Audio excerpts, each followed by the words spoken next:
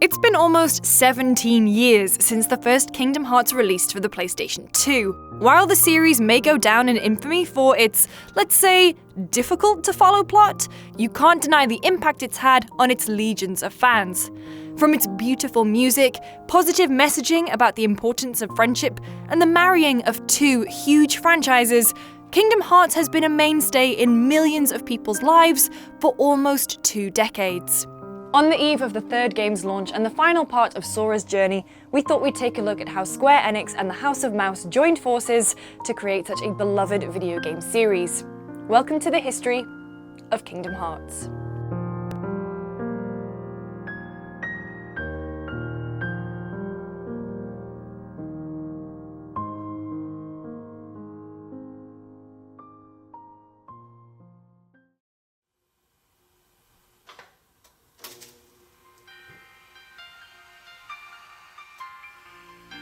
To really understand how Kingdom Hearts came about, we need to go all the way back to 1996, when Nintendo released their seminal 3D platformer Super Mario 64. The game had a huge impact on Final Fantasy VII character designer Tetsuya Nomura, who was struck by the sheer amount of freedom it gave the player to run around in its vast, colourful 3D spaces. When Nomura told his colleagues at Square that he'd love to make something similar one day, they told him it would be impossible to make a game like that from scratch because the only way you could do it is with characters that are as well known as Disney's. Years later, Final Fantasy creator Hironobu Sakaguchi and Final Fantasy VIII producer Shinji Hashimoto called Nomura into a room. As he arrived, he overheard the tail end of a conversation they'd been having. They were lamenting that Mickey Mouse would have been a perfect character for an upcoming project, but Disney wouldn't let them use him. Nomura, seeing this as an ideal opportunity to execute his own vision of an action RPG featuring Disney's well-known roster of characters, raised his hand and told the two that he would love to be on board with this project. They agreed to give him his first shot at directing a title. Pieces were starting to come together at Square, but they still had to get Disney on board. At the time, the two companies shared a building, and one day a chance encounter between Shinji Hashimoto and a Disney executive in an elevator gave Square the chance to put the idea to the House of Mouse. Quite literally, an elevator pitch. While Disney were intrigued by the premise of a game starring their characters, the initial meeting didn't go exactly to plan. Disney were under the impression that Square would make whatever Disney asked them to, featuring only the characters and properties they wanted to be featured. Disney even started to pitch their own ideas to Square, one of which being a game where Donald Duck would star. Nomura cut them off mid-pitch to tell Disney that he wouldn't make such games. Instead, he told them about his early idea for a 3D action game which featured new characters adventuring through Disney worlds. He accompanied this pitch with concept art of the game's main character, Sora. This Sora wielded a huge chainsaw blade over one shoulder and rocked a pair of lion ears and a big fluffy tail. According to Nomura, this character reveal was met with astonished silence from Disney, which led to him making a few adjustments. The chainsaw blade was redesigned to become the iconic Keyblade. Sora's lion aesthetic was deemed to be a little too similar to Final Fantasy IX Zidane, so the ears and tail were also dropped in a later redesign. His white gloves, red shorts, and yellow shoes were a clear nod to Mickey Mouse's usual apparel. Disney eventually accepted this Sora as the main character for the project, but as a show of good faith, Square also offered to use some of its more recognizable Final Fantasy faces like Leon and Cloud as supporting characters. When it came to selecting Disney's characters, the development team were able to meet with then-President Bob Iger, who was very generous in letting Square use Disney's vast roster of properties, as well as working with the development studio to give them access to allow Square to replicate the characters and worlds. When naming the game, Nomura wanted something that fit Disney. When he thought of the game, he thought of Disneyland, and the attraction that stuck out to him was Animal Kingdom. He wanted to call the game Kingdom, but he couldn't get the IP for that as a title. Heart was a core part of the game's story, so it was added. Throughout development, Square originally was concentrating much more on the gameplay, wanting to make something that would appeal to Disney's generally younger audience. However, Nomura received something of a talking to from Hironobu Sakaguchi, who told him that if his game didn't strive for the same level of storytelling as Final Fantasy, then it would be a failure. So we have the father of Final Fantasy to thank for all of this. Say, fellas, did somebody mention the door to darkness?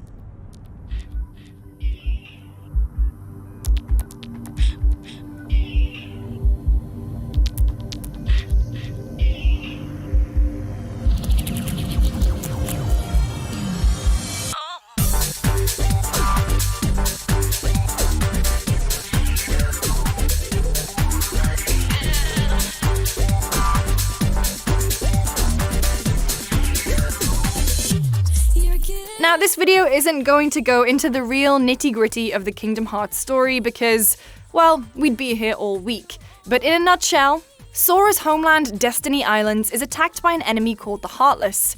They're created when a person's heart is utterly consumed by darkness, and they have a driving need to seek and consume more hearts, even those of worlds. Amidst the chaos, Sora's two friends, Riku and Kairi, vanish, and Sora is transported to a new world. There he crosses paths with Donald Duck and Goofy, both members of King Mickey's court, who are on the hunt for their missing liege, whose parting words told them to find a key. A key! Interesting side note that despite being a driving force for the narrative, Mickey is actually surprisingly absent from Kingdom Hearts, making only a brief cameo towards its end. Anyway, that key is Sora's Keyblade, a weapon with the ability to close the keyholes to worlds, thus protecting the heart of the world from being consumed by darkness. Various Disney villains, led by Sleeping Beauty's Maleficent, are on the hunt for the 7 Princesses of Heart, who can summon the keyhole to Kingdom Hearts, the heart of all worlds, and a source of power and wisdom. The Disney villains even recruit Sora's friend Riku into their ranks, duping him into promising to help him find Kairi. Also vying for the path to Kingdom Hearts is Keyblade Master Xehanort, effectively the villain of the series who appears throughout the games in various guises, but trust me, this is not a rabbit hole you want to fall down. Considering the development team working on Kingdom Hearts, it's no surprise that the series shares a lot with Final Fantasy, including characters, items, and elements of its gameplay like casting magic and calling in summons.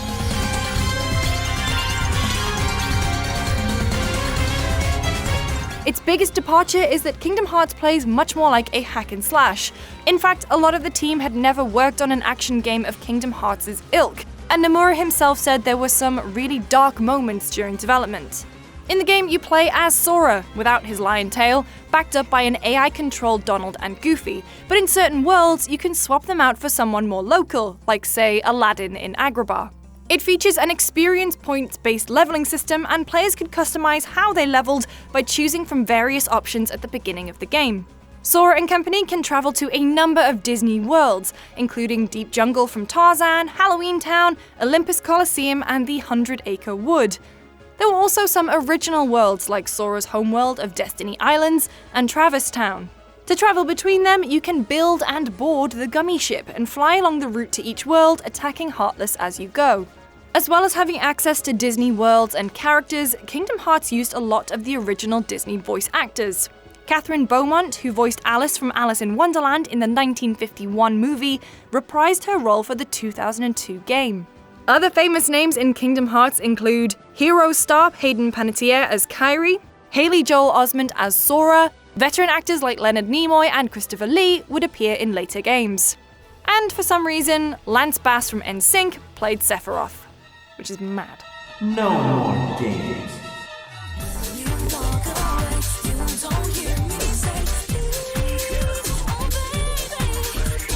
The main theme, Hikari, or Simple and Clean, was performed by Japanese singer Hikaru Utada. When asked why he chose Utada for the theme, Nomura replied, "I thought that since we were using world-famous Disney characters, we'd need a song by the very best artist. For me, that could only be Utada-san." The music in Kingdom Hearts was composed by Yoko Shimomura, who had previously worked on Super Mario RPG and Street Fighter II, and would go on to score Final Fantasy XV. She's called her work on Kingdom Hearts the most special to her, and it's easy to see why.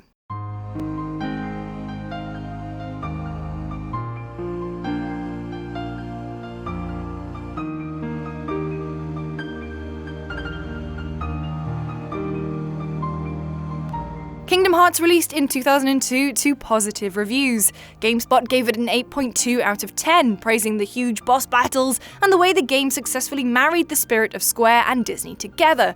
but criticized the wonky camera controls and the sometimes unsatisfying exploration. According to Square, the game sold almost 5 million units, making it one of the best-selling PlayStation 2 games of all time. Shortly after its release, a Kingdom Hearts television show for the Disney Channel was in the works. Seth Kearsley, who had worked on shows like Timon and Pumbaa, The Simpsons, and Dilbert, was due to develop and direct an animated series based on Sora's adventures. It was set to combine the anime aesthetic of the Kingdom Hearts and Final Fantasy characters with the look and feel of a classic Disney animation. Despite the pilot animatic testing well, the show was shelved and never saw the light of day beyond these storyboards, but a manga based on the events of the game did end up being released.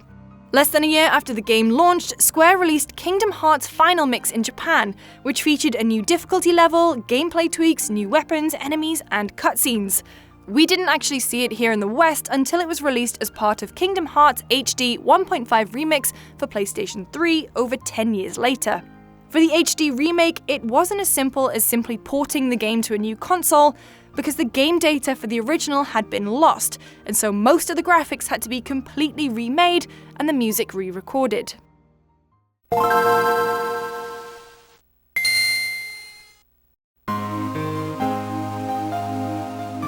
In 2004, Chain of Memories launched for the Game Boy Advance. It served as a direct sequel to Kingdom Hearts and a prequel to Kingdom Hearts 2. According to Nomura, Chain of Memories was created for the Game Boy Advance because he'd heard a story that kids in Japan wanted to be able to play Kingdom Hearts on a handheld console, and figured that there would be similar demand overseas. But the Game Boy Advance wasn't powerful enough to create a 3D action game like the original, so Chain of Memories became a 2D game that featured an entirely new card-based battle system. In fact, Nomura had already been toying around with some ideas for a card game, and Chain of Memories was his opportunity to try it out. It was also one of the first Game Boy Advance games to use FMV cutscenes.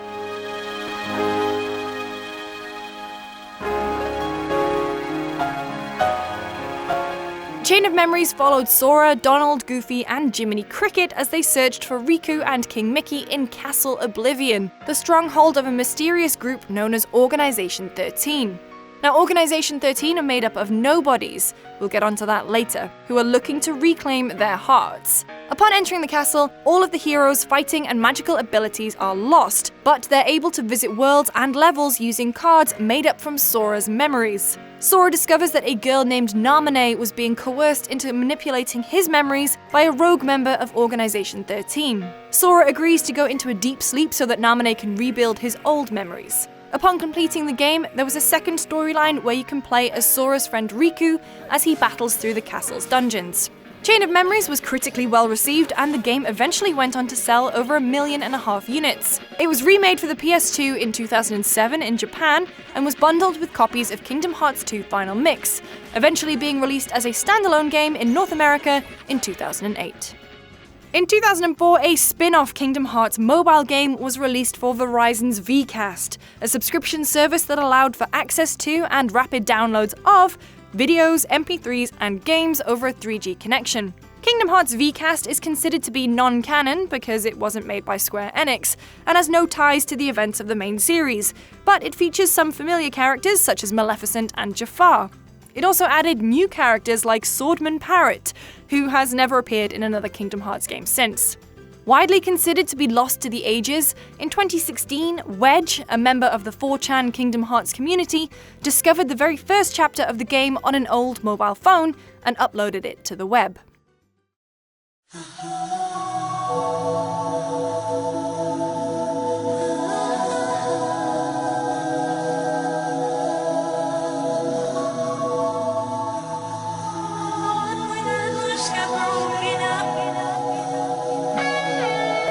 In late 2005 in Japan, and in 2006 for the rest of the world, the eagerly anticipated Kingdom Hearts 2 released for the PlayStation 2.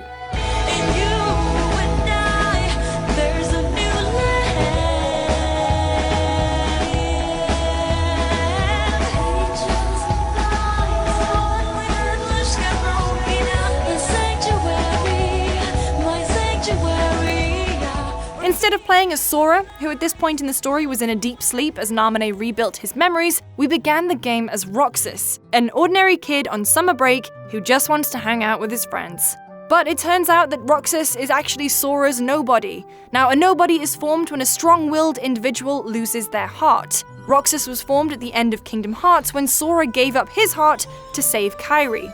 After a couple of hours playing as Roxas, you find Sora, and the two characters merge and Sora manages to become whole again. You're lucky. Looks like my summer vacation is over. Roxas was the 13th member of Organization 13, the group of powerful nobodies who we met in Chain of Memories, who are on the hunt to gather hearts to form a new Kingdom Hearts, which they believe will give them the knowledge to understand the heart. Then they can reclaim their own hearts and become whole again. You act as though you have a conscience. When was the last time any one of us felt anything? Truer words were never spoken. Well, I suppose the fun will have to wait. Sora, Donald, and Goofy traverse Disney worlds, tackling the organization and the Disney villains once again, as well as the leagues of nobodies and heartless as they hunt for Riku and Kairi.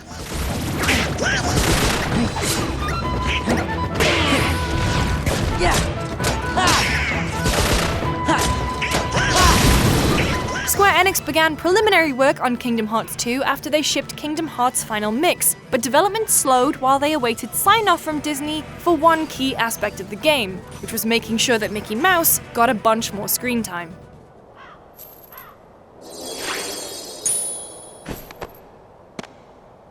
Your Majesty? Shh. Once they got the go-ahead, development went full steam ahead. Get it? Because it's like Steamboat Willie. The Mickey Mouse. Oh, what's the big idea? Let it go! Gameplay was tweaked and refined, with all of Sora's combat animations being remade for the new game. Nomura explained that they did this because Sora would have matured in that time, and they wanted his new moveset to look a little cooler and not like a little kid learning how to use a toy. The biggest new additions to gameplay were Sora's drive form that allows him to merge with his allies and have extra powers, and reaction commands that give context-specific abilities and actions. Get up when the harvest back!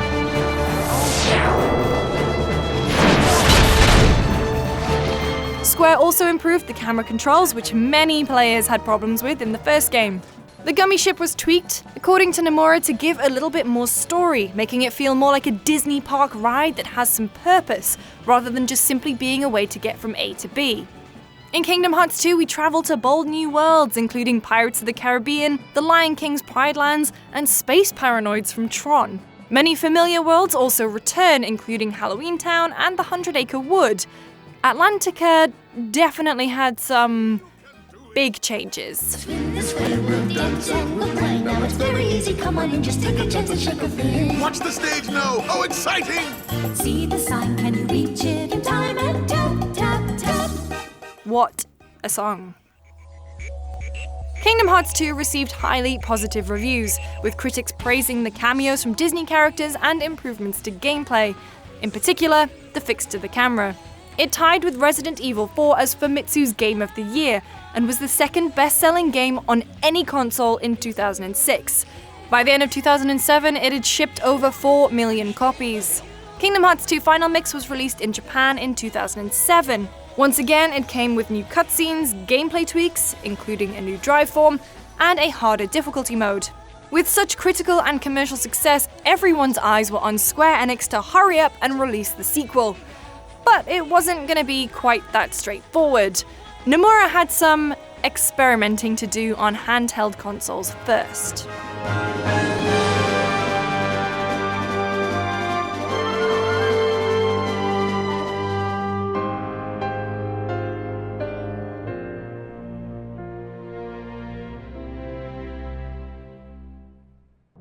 Whoa!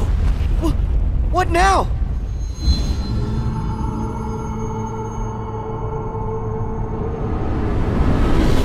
That voice! Who's there? Mickey? Oh. Oh.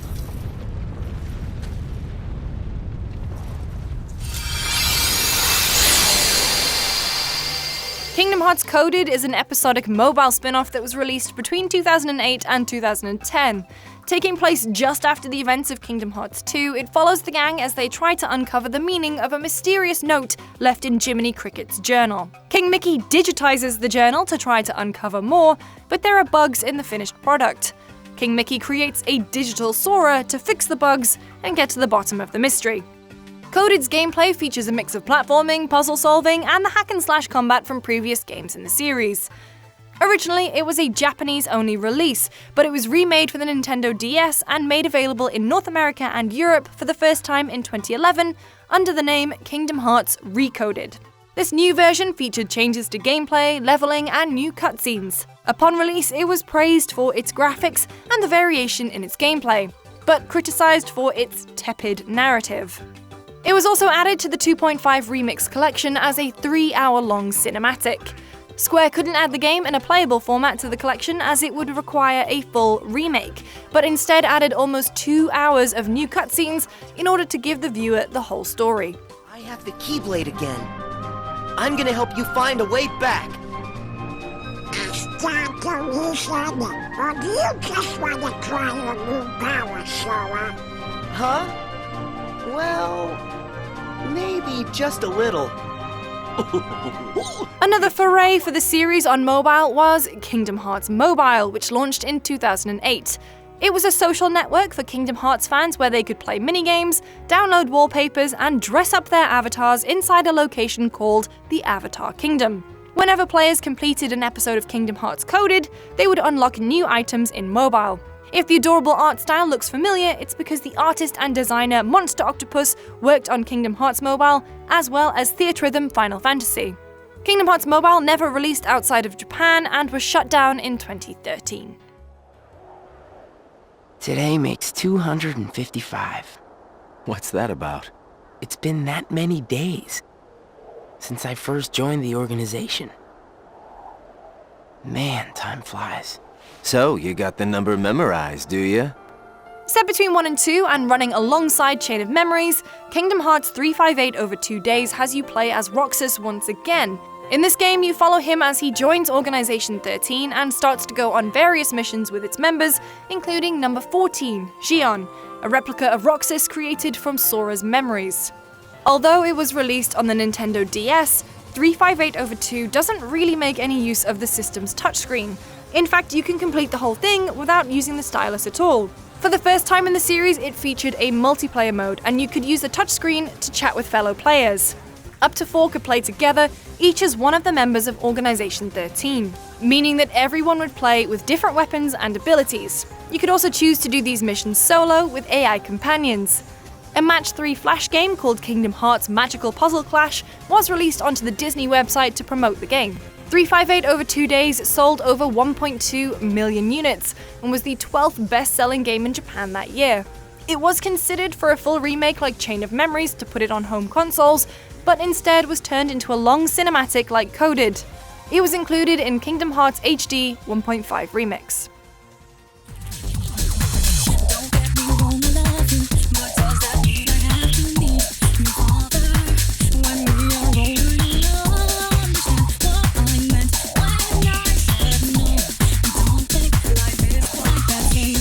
In 2010, Birth by Sleep was released for the PlayStation Portable. It had 3 different scenarios to play through, each following a different Keyblade wielder, Terra, Ventus, and Aqua, as they battle against Xehanort. Xehanort believes that the light and the darkness are unbalanced, so he aims to reforge the original Keyblade and use it to ignite a new Keyblade war that will hopefully bring balance to all things. However, by the time he realizes this true purpose in life, he's grown old, and so begins to transfer his heart and knowledge into the bodies of others, which is why he appears throughout the series in many different forms. He also sends different incarnations of himself back through time to help fulfill his plan. Look, just don't think about it too hard. Despite being a prequel title, Birth by Sleep offers a ton of plot development and more clearly explains the motivations of the series' main antagonist. Birth by Sleep experimented greatly with its gameplay, offering new abilities and new mechanics, such as the command board and D-Link, which let you take on the powers of another character for a limited time. It also featured a multiplayer mode.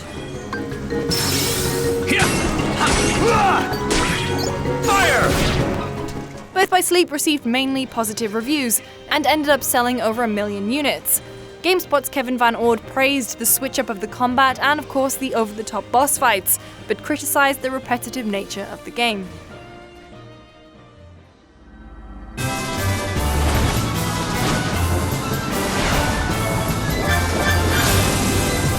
Kingdom Hearts 3D Dream Drop Distance released for the 3DS in 2012. Master Yen Sid commands that Sora and Riku take their Mark of Mastery exam in order to become Keyblade Masters, in anticipation of Xehanort's return. Both are tasked with entering the world of sleep in order to awaken 7 worlds. Nomura said that he liked to experiment with gameplay in the handheld Kingdom Hearts games, and nowhere is that more apparent than in Dream Drop Distance. By combining dream fragments, players could create spirits, which acted as allies in battle, and the game featured a new mechanic called the drop gauge, which depleted over time. Once empty, you would swap to the other character. Motion was also radically different. Players would drop into each level through a dive section, and thanks to a new system called flow motion, characters had much more mobility. They were able to grind on rails and bounce off walls. It also featured a multiplayer mode. Unlike 358/2, Dream Drop Distance actually used the 3DS touchscreen functionality as much as possible, including touchscreen minigames and AR cards to unlock Dream Eaters for the game. The development studio at Square Enix responsible for Dream Drop Distance contained staff members who had recently worked on The World Ends With You, and so instead of Final Fantasy characters, they used characters from that game. They also used new worlds from movies such as Fantasia and The Hunchback of Notre Dame after many requests from fans. Dream Drop Distance received mostly favourable reviews, and was widely praised for the variety of its gameplay, especially the addition of flow motion. But it was criticised, once again, for its impenetrable plot. You can see that this is a recurring theme with Kingdom Hearts games.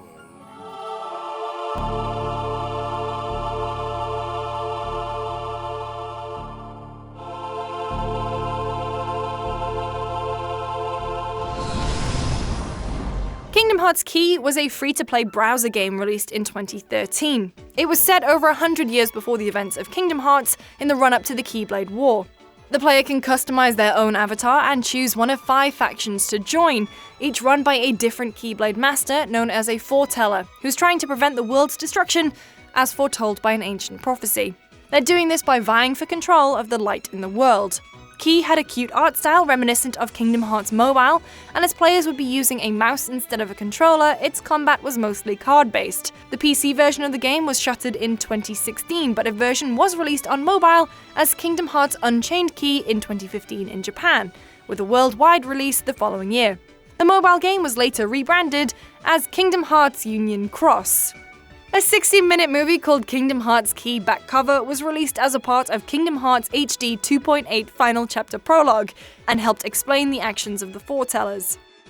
In 2017, Square Enix released Kingdom Hearts HD 2.8 Final Chapter Prologue, a collection made up of Dream Drop Distance HD, Kingdom Hearts Key Back Cover, and 0.2 Birth by Sleep, a Fragmentary Passage. Yes, that's its actual name. Let's move on. A fragmentary passage acts as an epilogue to Birth by Sleep, as well as a taster for Kingdom Hearts 3. In preparing for the final showdown against Xehanort, Master Yen Sid gathers Riku, Kairi, and King Mickey at his tower, and tasks them with finding the 3 Keyblade wielders, Aqua, Ventus, and Terra. Mickey reveals that he last saw Aqua in the Realm of Darkness. A fragmentary passage follows her journey through there, her meeting with King Mickey, and her sacrifice to save Riku.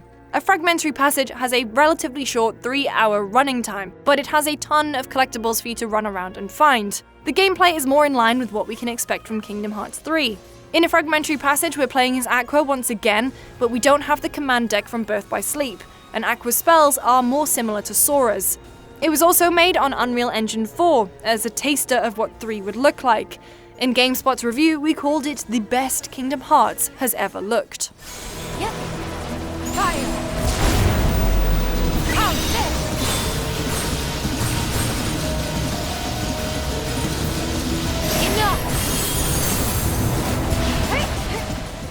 At Sony's pre-Tokyo Game Show event in September 2018, Square Enix revealed the Kingdom Hearts VR experience for PlayStation VR.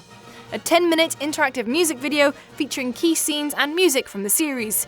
It was due to launch on December 25th of that year, but was pushed to January 2019 at the last minute, with a follow-up episode due in spring.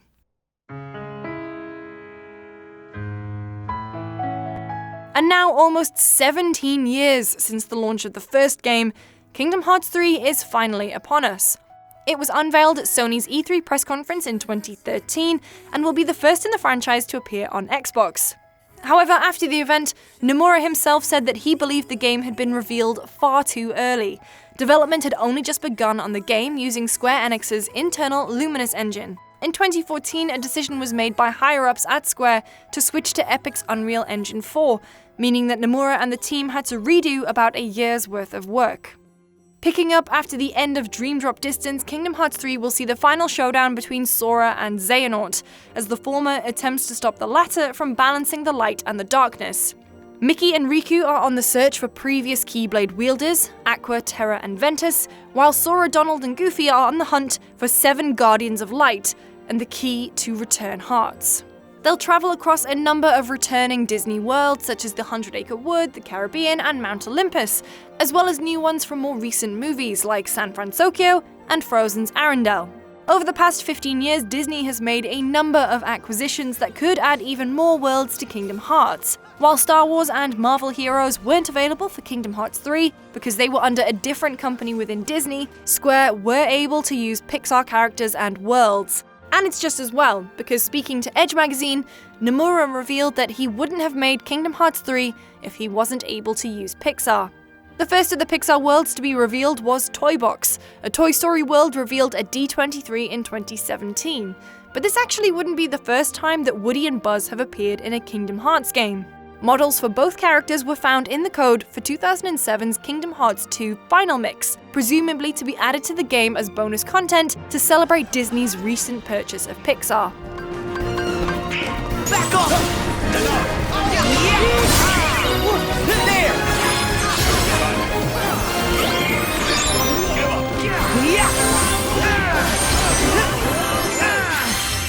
Come on! Gameplay in Kingdom Hearts 3 has undergone a few changes. The party size has increased from 3 to 5, meaning that Sora, Donald, and Goofy can have a couple of extra guests from each world they visit during the fight. There's still the usual hack and slash combat, as well as magic and character summons, which are now called links. But Sora can now also summon Disney Park rides to aid him in battle. The iconic weapon, the Keyblade, can now transform into different variations to offer new gameplay options. Movement in 3 has been based on Dream Drop Distance's flow motion, meaning that Sora can now propel himself around using the environment, making traversal much more important than ever before. Over a month before the game was due to launch, some Xbox One copies leaked and were being sold online. Nomura responded on Twitter to plead with the community not to share any of the leaked information, and assured fans that the game's epilogue and a secret movie, said to be the biggest spoilers in the game, would be released via patch post-launch, so that everyone could enjoy them all together.